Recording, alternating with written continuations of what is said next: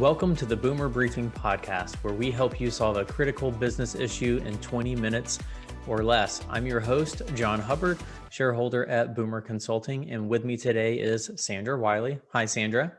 Hey, John. How are you today?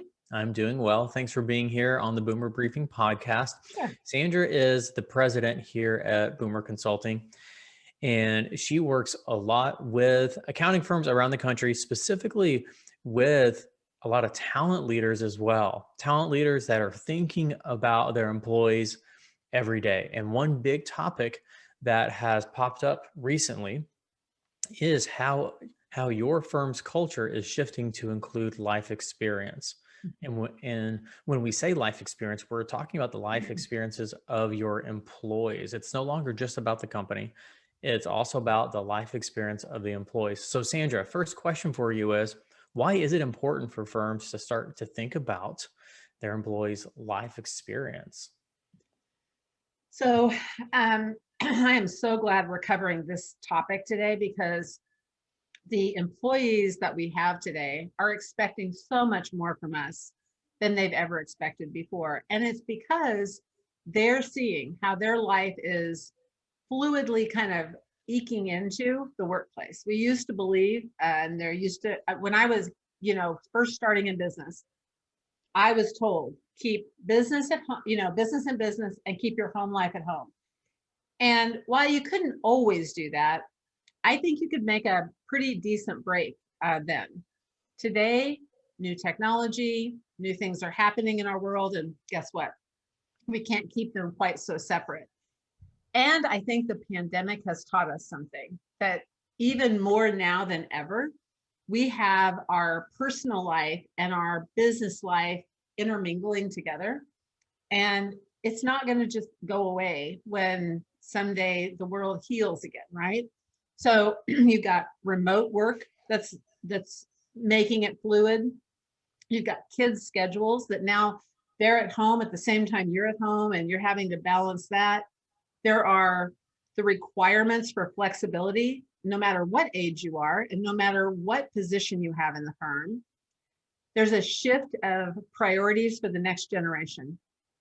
You can call it anything you want, but they're smart, because what they're saying is, I need to take care of my home life, and I really love my work, but I don't necessarily want them to be in these cute little boxes that say 8 to 5 or whatever we used to have. And so we are having to play a different game than we played, years ago. And I say years ago, even a year ago, it's a different game today.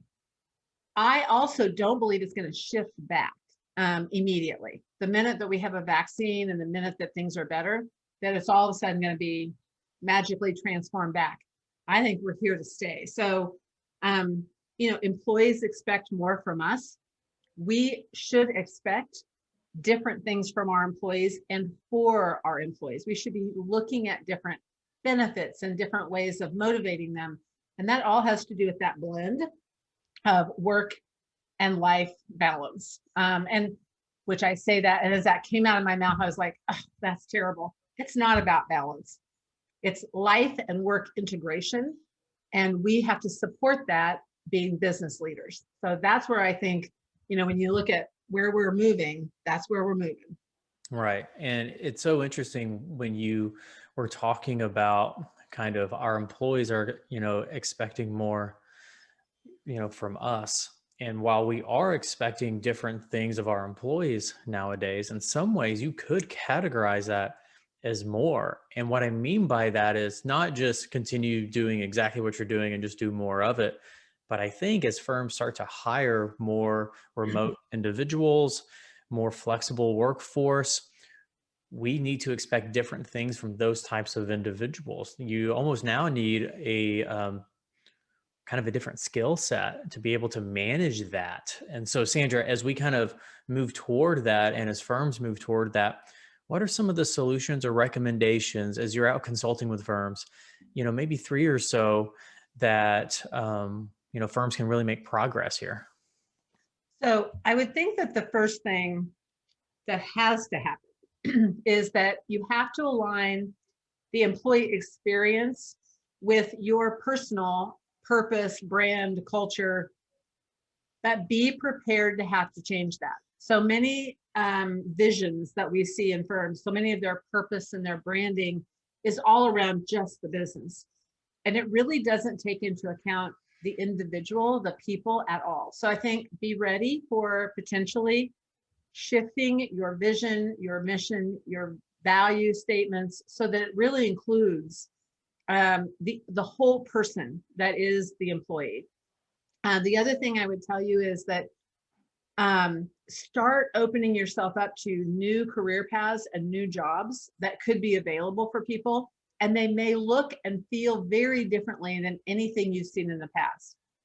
There may be a different career path for someone who doesn't want to necessarily be all technical. They want to go into some kind of a consulting job or a sales job.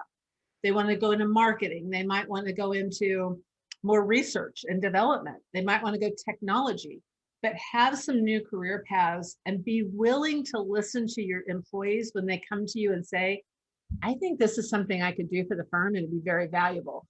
And it could be completely different than anything you've ever had before, but be ready for that. On the physical side of the world, I know most of the firms out there have physical wellness programs.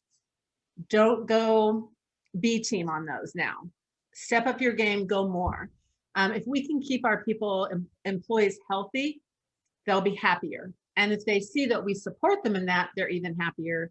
And the last thing I would tell you is that on the personal side, I think we're going to have to start looking at more things like daycare help, tutoring help for our employees and their children, flexibility and scheduling. We've already talked about that a little bit, but I think even more so. And one of the most interesting concepts I think that's out there right now, and I think some firms are doing it okay, nobody's doing it great yet, is being able to offboard and onboard employees in the middle of their career. So a man or woman gets to a point sometime in their career where they go, I love this place that I'm working, but you know what? I can't be here for 48 or 50 hours because I got kids at home and I've got things that are mom and dad that I have to take care of now. So they need to be offboarded or really flexed down, but they want to stay included in meetings that are happening and training and things like that. And then when they're ready, 2-3 years down the road, we onboard them back and they're right back in it again because they've stayed connected the whole time. If we can figure out how to do that well, that would benefit the employee, that would benefit our profession and your firm. So I think it's a win-win for everybody. Right. So you just talked about doing that well and kind of, it being a win-win-win. Speak about some of the results you've seen. Are firms doing this that maybe one small example, or where are you seeing firms kind of experiencing success? Yeah, so I have one firm that's actually been doing it for many years, probably 5+ years. And they have seen, and in their firm, primarily women, but I've always opened the door to being men or women, whichever one needs the benefit. And that is exactly the results they see, is that they don't ever lose them completely, but they may kind of ramp down somebody from being a full-time employee down to maybe 10 hours a week, where they're just using them on very special projects or very special clients. And then when they're ready, when the children hit kindergarten or first grade and they can ramp back up again, they come right back in. What the employee feels is huge loyalty to that firm because they know that they waited for them, right? They gave them the opportunity to offboard and then onboard again, but they came back in completely trained. So they didn't get back that full-time employee at being someone who had that catch up for the last 4 or 5 years. They got somebody who's fully trained, ready to go, knew the clients, knew the people, knew the culture. So it was like onboarding a 5-year, 10-year employee. So that was at their firm, not at somebody else's. So it has been huge. And because they've done it for some, others in the firm are loyal also because they see that they would be taken care of if they needed that same kind of benefit. So Right. yeah, it works great. That's excellent. So I know you spend a lot of time in firms, but you also are very aware of what's going on outside the accounting profession. Have you seen this same trend happening outside the accounting profession? And if so, any comments or kind of advice around that? I guess the only my statement would be, of course, it's going on everywhere, right? The pandemic didn't just happen to accounting. The new developments within our next gen employees didn't just happen in the accounting profession. There's lots of next geners out there. This is happening everywhere. The expectation that people want more from their employer, and they want them to be more involved in their overall wellness in their life, is everywhere. And I think our profession, I hate to say this, I mean, I almost hate to say it, out loud, but we're slow to the game. We still want to run our CPA firms the way they were run 50 years ago. And other professions have stepped up to the plate, and they're way ahead of us as far as how they manage their employees, how they give benefits to their employees, how they give opportunity to their employees. And we need to step up our game. So it is time for us to get out of our own way and to really step up to the plate and start treating our employees like the full people that they are. Right, right. So let's say someone's listening to this episode right now and they're pretty energized. They're like, Sandra, I need to call her, or she's exactly right. And they want to take some steps right now to kind of make progress in this area. What's your recommendation for their next steps? So I always, and it sounds like kind of a broken record, but I'll say it again and again because most people don't do it, is stop and really create a strategy and a plan for your firm. What is missing today that people wish they had, and how can you make that real? Ask your team, what do you love about working here, and what do you wish was different, and start making some changes. I will be honest with you, even at Boomer Consulting or when you're working in a company, if the boss comes to you and says, okay, tell me, if I went to you, John, and said, tell me everything you love about Boomer and everything you wish was different, would they tell you the same thing they would tell an outside individual? No, they will not.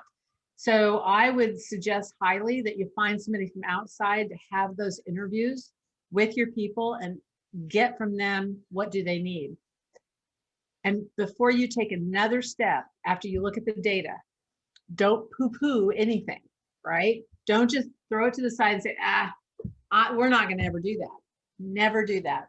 Ask yourself the question, how could we do that? How could we make progress there? How could we make a difference there? Form a committee, hire somebody, create a plan, and do something different in the year ahead.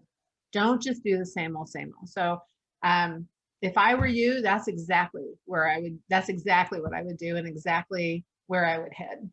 That's great advice, Sandra. And that's, starting with that strategy really becomes a foundation for all those next steps. So that's really great. Sandra, I know you're active on social media. Would you mind telling our listeners where they can connect with you and find you? Not at all. I would love that. LinkedIn, you can just look up Sandra Wiley and you'll find me there. Twitter, same thing. Look up Sandra Wiley. You will find me on Twitter. In both cases, you'll see lots of things that are coming out there from articles that I've read or articles that we have written at Boomer, all kinds of great data. And I would love to see you interact with me there. I am on Facebook also, same thing, Sandra Wiley, but you'll have to look at grandkid pictures and food pictures and all that kind of stuff. So you can do what you want there. Right. But that's fun too. So, all right, fun. Sandra, thank you so much. It's always a pleasure. And I know we have many more episodes coming up together. So I'm looking forward to our continuing conversations. For our listeners, please note that we release new episodes every Tuesday morning. So if you like this style of conversation on this focus of a topic, please subscribe to our podcast and know that every Tuesday morning, there's going to be a new episode being released. Thanks so much.